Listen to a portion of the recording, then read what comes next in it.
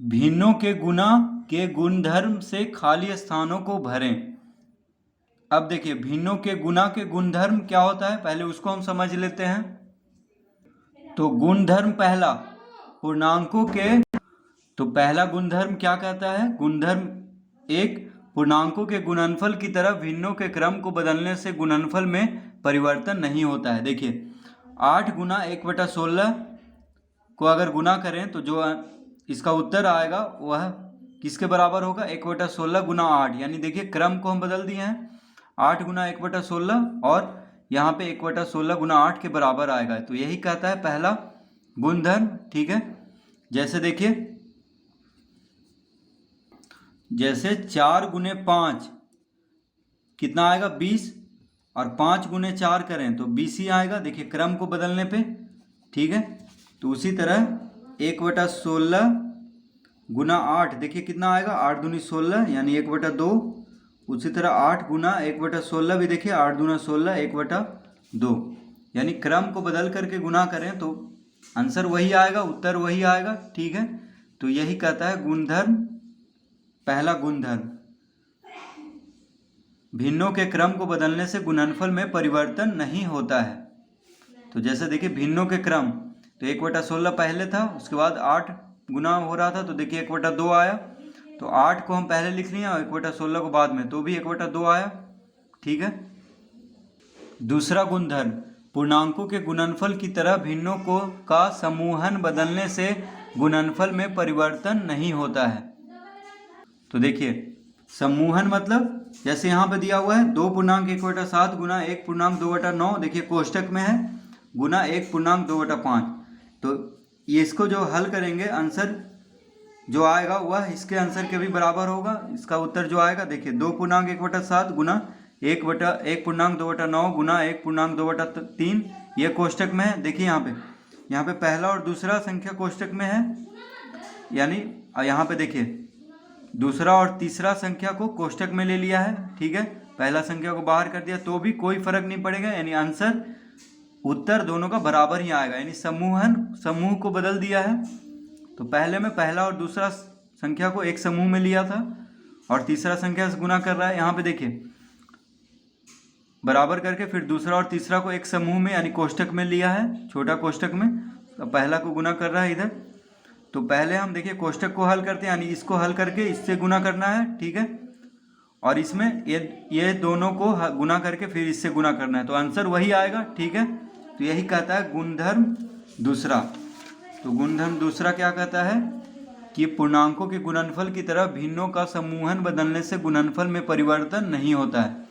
अब देखिए गुणधर्म 3, भिन्न का 1 से गुणनफल स्वयं वह भिन्न होता है।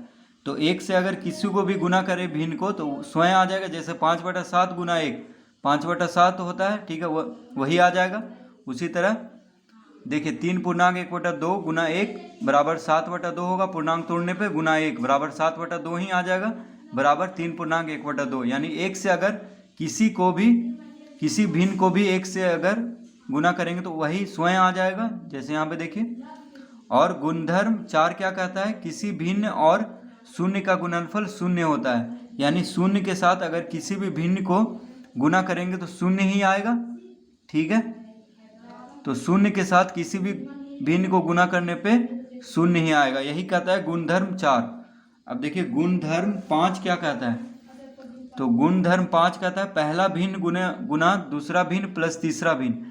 देखिए दूसरा भिन्न और तीसरा भिन्न को जोड़ किया है, यानी जोड़ रहा है और कोष्टक में ले लिया, छोटा कोष्टक में, बराबर क्या होता है, पहला भिन्न गुना दूसरा भिन्न जोड़ पहला भिन्न गुना तीसरा भिन्न। यानी पहला भिन्न से दूसरा भिन्न और तीसरा भिन्न दोनों को जोड़ना है, क्योंकि कोष्टक में है, देखिए छोटा कोष्टक में। तो पहला भिन्न गुना दूसरा भिन्न, बीच में जोड़ है तो जोड़ यहाँ पे देंगे, फिर पहला भिन्न गुना तीसरा भिन्न, ये होगा। ठीक है, जैसे देखिए अब यहाँ पे अगर घटाव आ गया तो यहाँ पे घटाव आ जाएगा, पहला भिन्न गुना दूसरा भिन्न घटाव तीसरा भिन्न, ये दोनों कोष्टक में लिया है दूसरा भिन्न और तीसरा भिन्न को।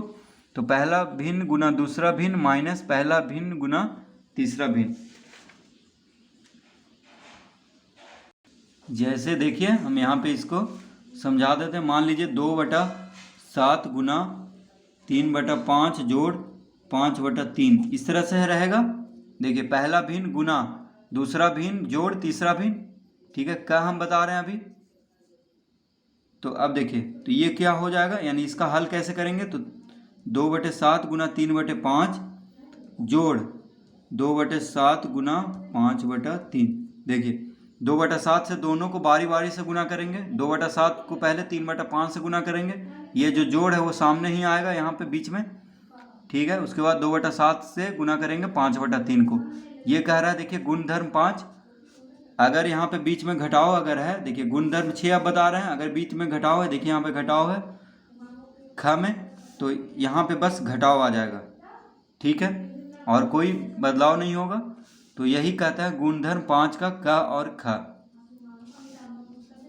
ठीक है, यानी ये क्या कह रहा है, अगर इसको हम घटा दें भिन्न के घटाव के जैसा, उसके बाद इसको गुना करें, तो जो आंसर आएगा वह इसके आंसर के बराबर होगा। यानी ये दोनों को गुना करके, ये दोनों को गुना करके फिर हम घटाएं तो जो आंसर आएगा वो दोनों के बराबर होगा, क्योंकि ये इसके बराबर है, ठीक है। जैसे देखिए मान लीजिए हम कोई नंबर को ही लेके आपको समझा देते हैं, 2 जोड़ 5 इस तरह से है, तो इसको हल करेंगे तो कितना आएगा, देखिए 4 गुना 5 और 2 को जोड़ेंगे तो कितना आ रहा है 28, ठीक है। कोष्टक वाला पहले हल करेंगे। अब देखिए इसको हम जैसे कह रहा है, तो 4 गुना 2 पहले 2 से गुना कर देंगे, उसके बाद बीच में जोड़ है तो जोड़ देंगे, और 4 गुना 5, 4 गुना 5 देखिए कितना आएगा, तो 4 दूनी 8 जोड़ 4 5 20, 28 ही आ रहा है, ठीक है। देखिए 4 को बारी बारी से 2 और 5 से गुना करने पे तो दोनों का आंसर बराबर ही आएगा, ठीक है। तो यही कहता है गुणधर्म 5।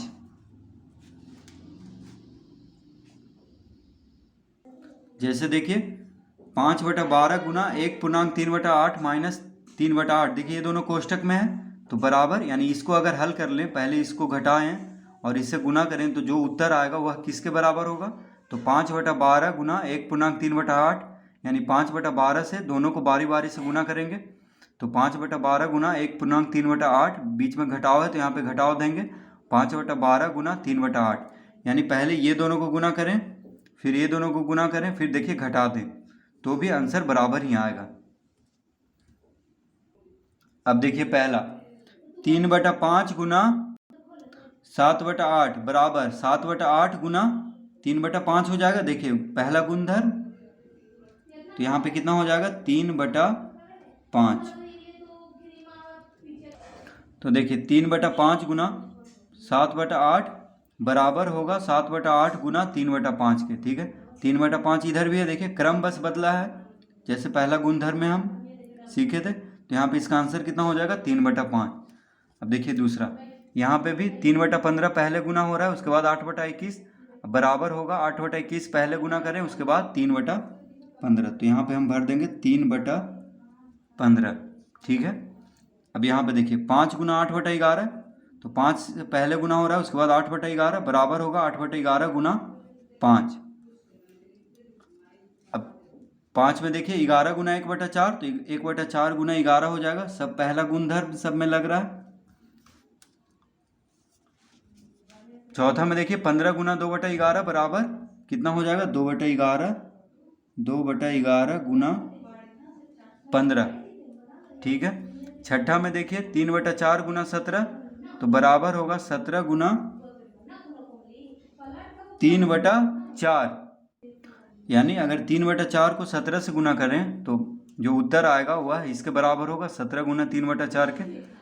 अब देखिए पहला गुणधर्म हो गया। अब इसमें आ जाते हैं जो दूसरा गुणधर्म है, तो देखिए समूह बदल रहा है, 1/2 गुना 1/3, एक बार छोटा कोष्टक में गुना 1/5, यहाँ पे 1/2 को बाहर कर दिया, 1/3 गुना 1/5 हो जाएगा समूह में यानी कोष्टक में, तो यहाँ पे भरेंगे हम 1/5। उसी तरह यहाँ पे देखिए 1/8 गुना 1.2/5 कोष्टक में है, छोटा कोष्टक में गुना 2.3/4 बराबर होगा 1/8 गुना 1.2/5 गुना, अब देखिए तीसरा भिन्न है 2.3/4, यहाँ पे हम भर देंगे। तो यहाँ पे हम क्या भरेंगे, 2.3/4, ठीक है। कोष्टक लगा हुआ है, यहाँ पे क्या भरेंगे, 2.3/4, ठीक है। देखिए यहाँ पे पहला और दूसरा भिन्न को एक साथ लिया है कोष्टक में, यहाँ पे दूसरा और तीसरा भिन्न को एक साथ कोष्टक में लिया है, पहला भिन्न को बाहर है। अब क्वेश्चन नंबर 9 में देखिए, पहला और दूसरा भिन्न कोष्टक में है, तीसरा भिन्न बाहर है। यहाँ पे पहला भिन्न बाहर, दूसरा और तीसरा भिन्न यानी 1.3/8 यहाँ पे लिखेंगे, 3/8, ठीक है इसका आंसर।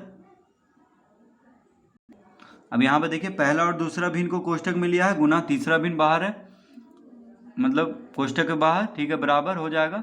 पहला भिन्न बाहर तो दूसरा तीसरा भिन्न कोष्टक में, यानी दूसरा भिन्न कौन है, 5.3/7, यहाँ पे हम लिखेंगे 5.3/7।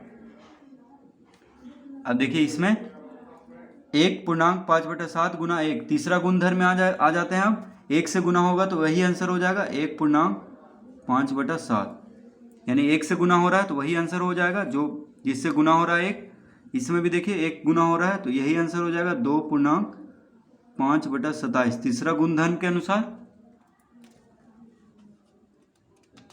क्वेश्चन नंबर 13, 3.5/11 गुना 1 से गुना करेंगे तब ये आएगा, ठीक है। तो यहाँ पे 1 लिखेंगे क्योंकि 1 से गुना करने पे ही जो पूर्णांक है वही आ जाता है आंसर में, तीसरा गुणधर्म के अनुसार। अब देखिए 0 से गुना हो रहा है तो 0 ही आएगा, कोई भी भिन्न 0 से अगर गुना होगा तो 0 ही आएगा इसका आंसर, गुणधर्म 4 के अनुसार, ठीक है। यहाँ भी देखिए 0 होगा आंसर, यहाँ भी, यहाँ पे 0 से गुना करेंगे तब देखिए यहाँ पे 0 दे रहा है बराबर में, तो यहाँ पे भी 0 लिखेंगे। 16 में 0 से गुना करेंगे तभी 0 आएगा। अब देखिए 17 में, तो 17 में आ गया गुणधर्म 5 में, देखिए गुणधर्म 5 यहाँ पे प्रयोग हो रहा है, ठीक है। तो 17 में देखिए 3.5/7 गुना 1.2/8 जोड़ 3.4/5 कोष्टक में है और जोड़ में है, देखिए छोटा कोष्टक के अंदर जोड़ में है, तो 3.5/7 से एक एक करके हम गुना करेंगे, तो 3.5/7 गुना 1.2/8, ठीक है, जोड़ है तो यहाँ पे जोड़ होगा। अब देखिए 3.5/7 से अब दूसरा जो भिन्न है कोष्टक में उसको गुना करेंगे, तो यहाँ लिखेंगे हम 3.4/5 इसका आंसर, ठीक है। अब क्वेश्चन नंबर 18 में देखिए, 14.11/15 गुना 2.8/21 जोड़ 5.6/11 छोटा कोष्टक में है, देखिए तो एक एक करके गुना होगा, तो 14.11/15 पहले गुना होगा 2.8/21 से, तो यहाँ पे हम भरेंगे 2.8/21, ठीक है। उसके बाद 14, उसके बाद यहाँ पे देखिए जोड़ आ रहा है, तो यहाँ पे देखिए जोड़ है, जोड़ के बाद 14.11/15 गुना दूसरा भिन्न क्या है, जो दोनों जोड़ है, तो पहला देखिए 14.11/15 इससे गुना होगा, उसके बाद जोड़, उसके बाद 14.11/15 इससे गुना होगा 5.6/11 से, ठीक है।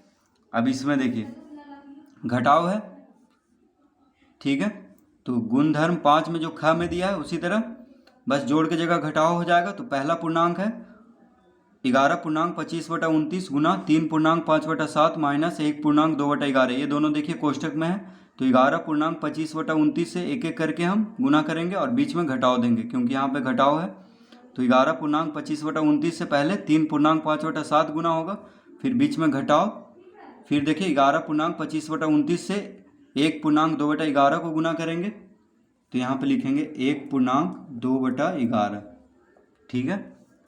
इसमें सब गुणधर्म 5 वाला जो दिया हुआ है वो लग रहा है। अब इसमें देखिए 5.5/7 गुना 1.1/4 माइनस 3/7, ये दोनों देखिए कोष्टक में बीच में घटाव है, तो पहले 5.5/7 से ये जो पहला भिन्न है 1.1/4 वो गुना होगा, तो 1.1/4 यहाँ पे लिखेंगे, माइनस है तो यहाँ पे माइनस देंगे, उसके बाद 5.5/7 से दूसरा भिन्न जो 3/7 है वो गुना होगा। तो इस तरह हम देखिए क्वेश्चन नंबर 20 तक हल कर देंगे। तो पांचों गुणधर्म का इसमें देखिए प्रयोग हुआ है 20 क्वेश्चन तक, पहला से लेकर 20 तक में। तो पांचों गुणधर्म को हमें याद कर लेना है, ठीक है। ये हमेशा काम आएगा कोई भी क्लास में आगे जाने पे।